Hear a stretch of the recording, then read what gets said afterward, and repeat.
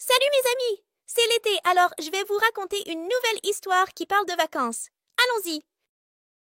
Léo, un petit garçon plein d'énergie et d'imagination, était ravi d'aller passer ses vacances chez sa grand-mère à la campagne. Chaque été, c'était l'occasion pour lui de vivre des aventures extraordinaires, et cette année ne ferait pas exception. Le premier matin, Léo se réveilla très tôt, excité par toutes les choses amusantes qu'il allait faire. Après un délicieux petit déjeuner préparé par grand-mère, il courut dehors pour explorer la ferme. Il n'avait pas fait quelques pas qu'il tomba nez à bec avec Patachou, la poule la plus espiègle du poulailler. Patachou avait la réputation de faire des bêtises et de semer la pagaille partout où elle allait. « Bonjour Patachou !» dit Léo en riant. « Que prépares-tu aujourd'hui ?» Patachou caquetta joyeusement et se mit à courir en direction de la grange. Curieux, Léo la suivit. En entrant dans la grange, il vit Patachou perché sur un tas de foin, en train de picorer un vieux chapeau de paille. « Qu'est-ce que tu fais avec ce chapeau ?» demanda Léo en éclatant de rire.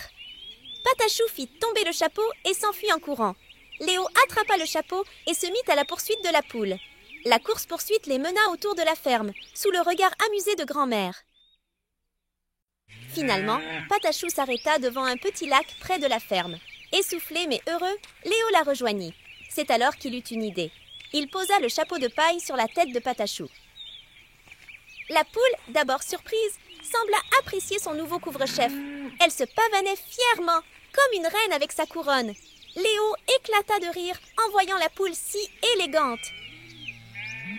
Grand-mère, qui les avait suivis, arriva en riant à son tour. « Quelle bonne idée, Léo! Patachou est vraiment magnifique avec ce chapeau !»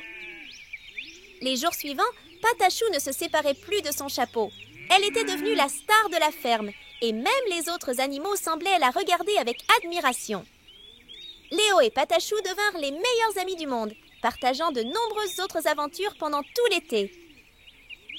À la fin des vacances, Léo promit à grand-mère et à Patachou de revenir l'année suivante pour de nouvelles aventures. Alors qu'il montait dans la voiture pour rentrer chez lui, il jeta un dernier regard à Patachou, qui portait toujours fièrement son chapeau de paille. « À l'année prochaine, Patachou !»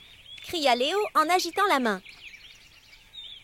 Et ainsi, les vacances chez grand-mère à la campagne restèrent pour Léo un souvenir inoubliable, rempli de rire, de courses-poursuites et d'une poule espiègle qui aimait les chapeaux.